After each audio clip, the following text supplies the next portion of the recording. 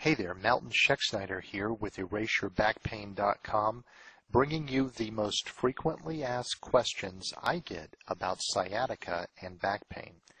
These are questions submitted by people just like you from all over the world. And who knows, this may actually be your question. So let's get straight to it.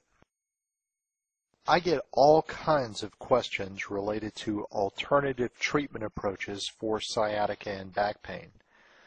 But by far and away, the most frequently asked question is, will decompression therapy help my sciatica or back pain?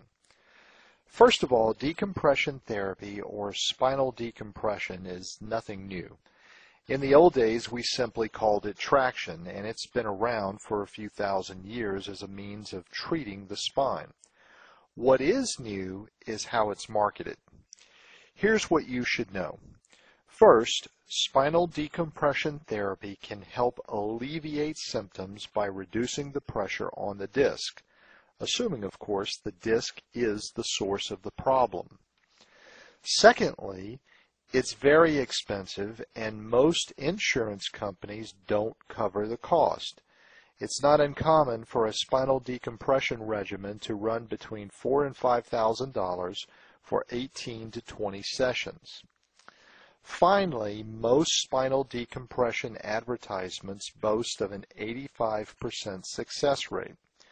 The truth is, this benefit is temporary.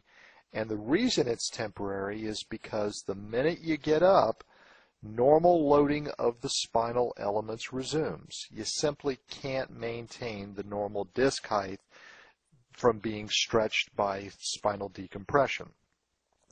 Although I like the idea of spinal decompression, it is not in and of itself a panacea for the treatment of sciatica and back pain.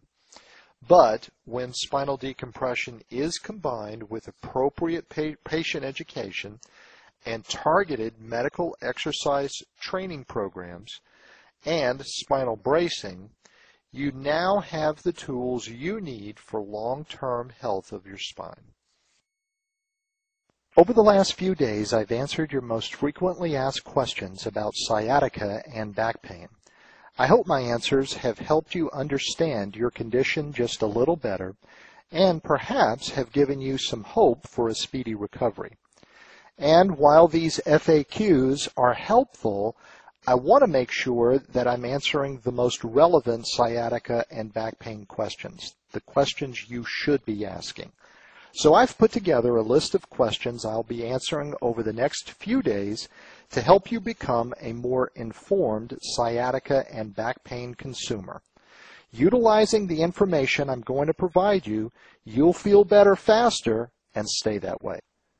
Here's what I'll be covering. What can I do to prevent sciatica and back pain? When is spinal manipulation best utilized?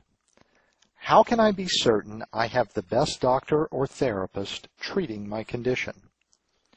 How should I prepare for surgery? What type of work places me at greater risk for sciatica and back pain? What lifestyle habits place me at greater risk for developing sciatica and back pain? What are the best medications to use for back pain? What is the best treatment advice for back pain? What are the best types of exercises to treat back pain? And finally, what is the most effective surgery for a herniated disc? Well, that about wraps up my top 10 frequently asked questions about sciatica and back pain. Don't forget to be on the lookout for my series on the top 10 questions you should be asking about how to get rid of your back pain. And remember, if you're hurting now, do something about it today. Go to www.EraseYourBackPain.com/program and check out my 4-step system for stopping sciatica and back pain dead in its tracks. You'll start to feel better fast and begin enjoying life again. All good health to you, and I do hope our paths cross soon.